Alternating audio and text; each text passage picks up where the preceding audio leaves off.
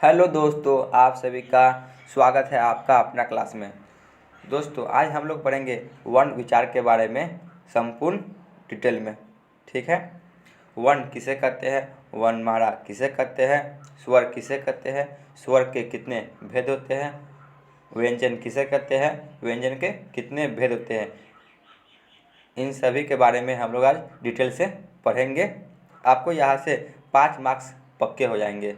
आपको इसके अलावा कोई भी वीडियो देखने की ज़रूरत नहीं पड़ेगी। ठीक है। चलिए, बिना टाइम वेस्ट किए हम लोग अपने क्लास की ओर चलते हैं। वर्ण विचार। वर्ण विचार क्या है? सबसे पहले वर्ण कहते किसे हैं?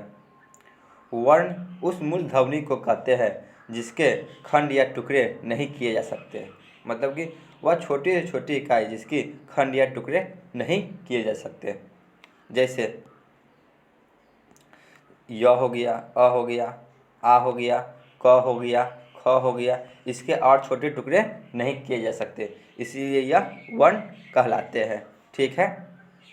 चलिए जानते हैं अब वर्णमाला किसे कहते हैं। वर्णों के समूह को ही वर्णमाला कहा जाता है। वर्ण के समूह को ही वर्णमाला कहा जाता है। जैसे क्या हो जाएगा, जैसे कलम, क ल म, कलम। कलम वर्णों के समूह है, क्योंकि क एक वर्ण है, ल भी वर्ण है और म भी एक वर्ण ही है। इसके समूह को वर्णमाला कहा जाता है। ठीक है। आगे समझ में वर्ण किसे कहते हैं और वर्णमाला किसे कहते हैं। हिंदी वर्णमाला में 52 वर्ण होते हैं। हिंदी वर्णमाला में 52 वर्ण होते हैं। स्वर और व्यंजन मिला के 52। ठीक है। स्वर की संख्या 11 होती है। स्वर की संख्या कितनी होती है? तो स्वर की संख्या 11 होती है। ठीक है। चलिए आगे चलते हैं। अयोगवा। अयोगवा 2 होते हैं। कितने होते हैं? 2। कौन कौन? तो अन और अ, ये दोनों अयोगवा कहलाते हैं। इन्हें हम लोग अनुस्वार कहते हैं और इन्हें विसर्ग भी कहा जाता है। ठीक है। चलिए आगे देखते हैं। स्पर्श व्यंजन की संख्या 25 होती है। स्पर्श व्यंजन की संख्या कितनी होती है? तो 25 होती है। कहाँ से कहाँ तक होती है? तो क से लेके म तक। क से म तक के संख्या को स्पर्श व्यंजन कहा जाता है। ठीक है। अंतस्थ व्यंजन 4 होते हैं। अंतस्थ व्यंजन की संख्या कितनी होती है? तो 4 होती है। कौन कौन होते हैं? तो य, ल, ल और व, ये चारों अंतस्थ व्यंजन कहलाते हैं। ठीक है। चलिए आगे देखते हैं।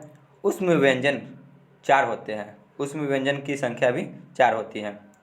ये क्या क्या होते हैं? तो तालाबे स, मूर्धन्य स, दंती स और ह, ये सभी उष्म व्यंजन के प्रकार हैं। ठीक है। संयुक्त व्यंजन भी 4 होते हैं। संयुक्त व्यंजन की संख्या भी 4 होती है। इसके बारे में हम लोग डिटेल से आगे पढ़ेंगे। चलिए आप लोग पहले इतना जान लीजिए 4 होते हैं। ठीक है। इसका एग्जाम्पल आगे देखेंगे। चलिए आगे बढ़ते हैं। वर्ण के भेद। अब वर्ण के भेद के बारे में जानते हैं। वर्ण के मुख्यतः 2 भेद हैं, स्वर और व्यंजन।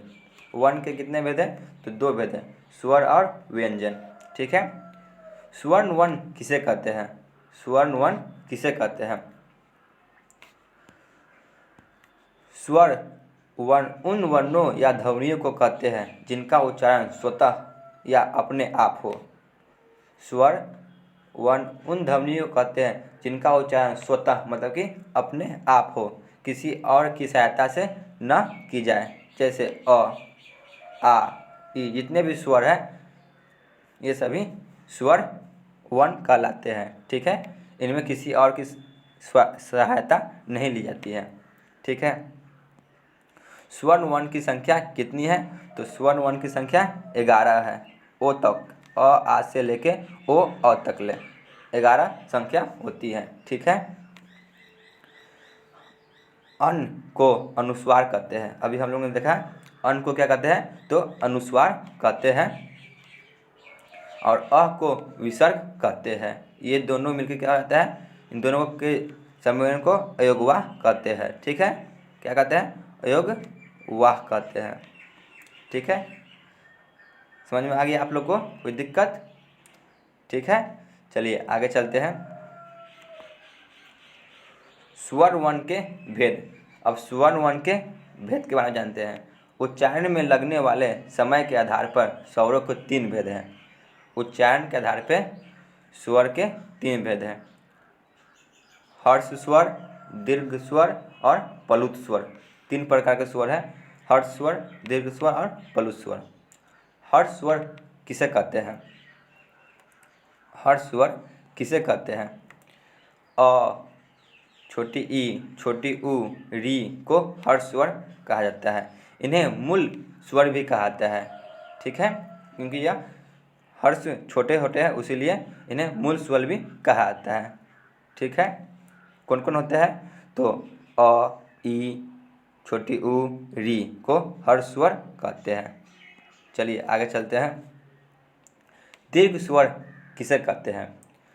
दीर्घ स्वर जो जिसका उच्चारण में ज़्यादा समय लगे, जैसे कि आ, बड़ी ई, बड़ी ऊ, ए, ऐ, ओ और औ, ये सभी को दीर्घ स्वर कहा जाता है। ठीक है, इतना याद हो गया आपको? चलिए आगे चलते हैं। प्लुत स्वर। प्लुत स्वर किसे कहते हैं? जिस स्वर के उच्चारण में दीर्घ स्वर से भी ज़्यादा समय लगता है उसे प्लुत स्वर कहते हैं। मतलब कि दीर्घ स्वर से ज़्यादा समय इसमें लगता है, उसे प्लुत स्वर कहते हैं। जैसे कि ओम, ओम बोलने में हम लोग बहुत समय लगाते हैं, जैसे कि ओम। ठीक है, समझ में आ गया? हर्ष स्वर, दीर्घ स्वर और प्लुत स्वर किसे कहते हैं? चलिए आगे चलते हैं। व्यंजन। व्यंजन वर्ण किसे कहते हैं? व्यंजन के बारे में जान लेते हैं। व्यंजन किसे कहते हैं? उन वर्णों का उच्चारण किसी अन्य स्वर की सहायता से होता है, उन्हें व्यंजन वर्ण कहते हैं। जिन वर्णों का उच्चारण किसी अन्य स्वर की सहायता, मतलब कि इसमें स्वर की सहायता ली जाती है, उसी को व्यंजन वर्ण कहते हैं। जैसे क को पूरा लिखने के लिए हमें क प्लस अ लिखना होगा, तब यह पूरा क होगा। ठीक है, नहीं तो यह ऐसे आधा क ही कहलाएगा। ठीक है, इसलिए स्वर का सहायता ली जाती है व्यंजन बनाने के लिए। समझ में आ गया? क से लेके पूरा ह तक ले व्यंजन कहलाते हैं। मूल व्यंजन की संख्या 33 होती है। मूल व्यंजनों की संख्या कितनी होती है? तो 33 होती है। ठीक है, चलिए आगे चलते हैं। व्यंजन वर्ण के भेद के बारे में जानते हैं। व्यंजन वर्ण के कितने भेद होते हैं? व्यंजन वर्ण के 3 भेद हैं। स्पर्श व्यंजन, अंतस्थ व्यंजन, ऊष्म व्यंजन। मुख्यतः 3 भेद है, स्पर्श व्यंजन, अंतस्थ व्यंजन और ऊष्म व्यंजन। एक और है संयुक्त व्यंजन, उसके बारे में हम लोग आगे पढ़ेंगे। चलिए इन सभी के बारे में डिटेल से जान लेते हैं। स्पर्श व्यंजन कहते किसे हैं? स्पर्श व्यंजन के बारे में जानते हैं।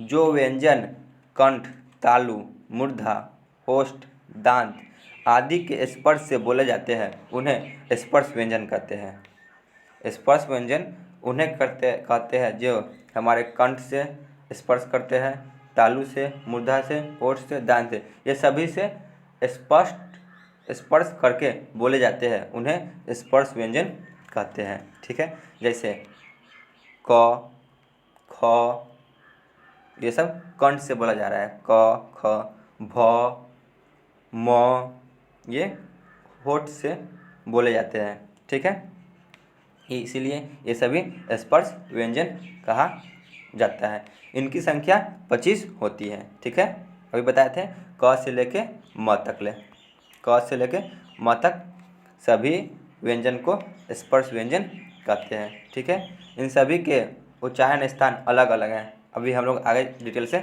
जानेंगे। अभी आप लोग इतना जानिए। अब चलते हैं, अंतस्थ व्यंजन किसे कहते हैं? अंतस्थ व्यंजन किसे कहते हैं? य, ल, व को अंतस्थ व्यंजन कहते हैं। अंतस्थ व्यंजन इन्हीं को कहते हैं, य, ल और व को। इनकी संख्या 4 होती है। इनकी संख्या 4 होती है। देखिए यहाँ य, ल और व 4 है, इसीलिए इनकी संख्या 4 ही होती है। चलिए आगे चलते हैं। उष्म व्यंजन किसे कहते हैं? उष्म व्यंजन किसे कहते हैं? तालव्य स, मूर्धन्य स, दंती स और ह को उष्म व्यंजन कहा जाता है। इनकी भी संख्या 4 होती है। इनकी भी संख्या 4 होती है। 1, 2, 3 और 4, मुख्य 4 ही होती है। अब एक और जान लेते हैं संयुक्त व्यंजन के बारे में। संयुक्त व्यंजन किसे कहते हैं? संयुक्त व्यंजन उनकी उच्चारण दो व्यंजनों के मेल से बनते हैं। इनका रचना दो व्यंजनों के मेल से बनते हैं। इनकी भी संख्या 4 होती है। संयुक्त व्यंजन की संख्या भी 4 होती है। जैसे देख लेते हैं, क जोल दंती स अक्ष, त जोड़ र इक्वल टू तरह, दो व्यंजन के मेल से बनते हैं। ठीक है, उन्हीं को संयुक्त व्यंजन कहते हैं। इनकी संख्या भी 4 होती है। ठीक है, चलिए आगे देखते हैं। अब इनके बारे में जानते हैं। वर्णों के उच्चारण स्थान और उसके नाम निम्नलिखित तालिका द्वारा समझाए गए हैं। इनमें आपको समझाया गया है कि कौन सा व्यंजन या स्वर कहाँ से बोले जाते हैं। ठीक है, चलिए जान लेते हैं। इसको हम एकदम शॉर्ट ट्रिक से बताएंगे, आपको याद करने में बहुत ही आसानी होगी। ठीक है, ये दोनों को पहले काट दीजिए। हम लोगों ने इसके बारे में डिटेल से पढ़ लिया है। ठीक है, सिर्फ जो इसमें दिया हुआ है उसके बारे में जानेंगे। चलिए जानते हैं पहले कंठ। कंठ से क्या क्या बोले जाते हैं? तो कंठ से सबसे पहले अ आ, क्योंकि हम लोग शुरू करते हैं कंठ से, और ये भी शुरू हो रहा है कहाँ से? तो स्वर है अ आ, शुरू से हो रहा है, और व्यंजन भी शुरू से हो रहा है क ख ग घ अंगा, इसीलिए यह कंठ से। ऐसे याद कीजिए। और एक और जोड़ लीजिए, ह और विसर्ग। ह और विसर्ग ये सभी कंठ से बोले जाते हैं। क्या क्या बोले जाते हैं? अ आ दो, स्वर में दो बोले जाते हैं अ आ, और व्यंजन में क वर्ग क ख ग घ अंगा, और ह और विसर्ग ये सभी कंठ से बोले जाते हैं। दूसरा तालु। तालु से क्या क्या बोले जाते हैं? तो अ आ के बाद क्या आती है? तो ई और बड़ी ई आती है, इसीलिए हम लोग ऐसे याद कर लेंगे, ई और बड़ी ई। उसके बाद आता है, और क ख ग के बाद क्या आता है? तो च छ ज झ यह आता है, इसलिए ऐसे याद कर लेंगे च छ ज झ यह। और इसको याद करेंगे ऐसे य स, यस लिख के याद करेंगे। ठीक है, आपको याद करना बहुत ही आसान हो जाएगा। तो तालु से क्या क्या बोले जाते हैं? छोटी ई, बड़ी ई, और कवर्ग और यस यस। ठीक है, ऐसे याद कीजिएगा। चलिए आगे चलते हैं। मूर्धा। मूर्धा से क्या क्या बोले जाती है? तो री, री छोटी री बड़ी री दोनों मूर्धा से बोली जाती है। और टवर्ग ट ठ ड ढ न, और ल स। ठीक है, ल स ये किससे बोली जाती है? तो मूर्धा से बोली जाती है। य स किससे बोली जाती है? तालु से बोली जाती है। ठीक है, इतना ट्रिक से याद कीजिएगा दोनों को, ल स लस यस। ठीक है, आगे चलते हैं। दंत। दंत से क्या क्या बोले जाते हैं? तो री, जो आधा री होती है उसको दंत से बोला जाता है। और तवर्ग त थ द ध न को दंत से बोली जाती है। इसको याद करना बहुत ही आसान है। दंत, इसमें द आ रहा है इसलिए दंत से, ऐसे भी याद कर सकते हैं। और इसका भी ट्रिक है ल स, ऐसे लिख के याद कर लीजिएगा, आपको याद करना बहुत ही आसानी होगी। ठीक है, आगे चलते हैं। होस्ट। होस्ट से क्या क्या बोले जाते हैं?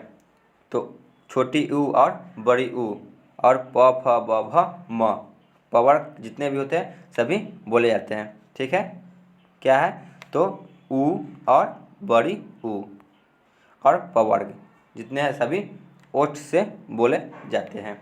ठीक है, चलिए आगे देखते हैं। नासिका, मतलब कि नाक से क्या क्या बोले जाते हैं? तो सभी का अंतिम वर्ण जितने भी वर्ग व्यंजन है, जैसे कवर्ग चवर्ग टवर्ग तवर्ग, पवर्ग सभी के अंतिम वर्ग, जैसे कि न हो गया, अंगा हो गया, ठीक है, न हो गया, ये सभी नासिका से बोले जाएंगे, ठीक है। और एक इसमें एक और मिला लीजिए, एक क्या है तो अन है, ठीक है, अनुस्वार, ये भी नासिका से ही बोले जाएंगे, ठीक है। आगे जानते हैं कंठ प्लस तालु। कंठ और तालु से क्या क्या बोले जाते हैं तो ए और ए, कंठ और तालु से बोले जाते हैं। इसमें दो ही है, ए और ए, ये कंठ और तालु से बोले जाते हैं, ठीक है। आगे चलते हैं कंठोस से। कंठोस से देखिए, कंठोस से इसमें इसमें आ ही रहा है ओ, इसीलिए ओ और औ याद करना आसान हो गया। इसमें क्या क्या आएंगे तो ओ और औ आएंगे, ठीक है। चलिए लास्ट बच गया, इसको भी देख लेते हैं। दंत ओस्ते से के क्या क्या बोले जाते हैं तो इससे सिर्फ एक ही व्यंजन बोले जाते हैं जो कि व है, ठीक है। दंत ओस्ते से सिर्फ एक व्यंजन बोले जाते हैं जिसका नाम है व, ठीक है। याद हो जाएगा, आप इसे दोबारा देख लीजिएगा, आपको याद अवश्य हो जाएगा। आप लोग ऐसे भी याद कर सकते हैं, जैसे पहले आप इसे याद कर लीजिए, कंठ, तालु, मूर्धा, दंत, ओष्ठ, लाइन बाय लाइन सभी दिया हुआ ही है, आपको याद हो जाएगा।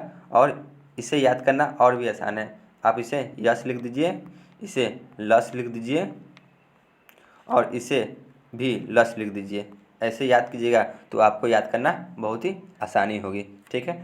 याद देखिए, स्वर भी याद करना आपको बहुत आसान होगा क्योंकि यह लाइन बाय लाइन आता जा रहा है, अ आ, फिर ई, री, फिर री, फिर उ, ए ओ, ठीक है। आपको समझ में आ गया। इसी तरह हम लोग हिंदी को संपूर्ण अच्छी तरह से पढ़ेंगे और क्विक रिवीजन भी करेंगे और इससे रिलेटेड एमसीक्यू क्वेश्चन को भी जल्द करेंगे। धन्यवाद।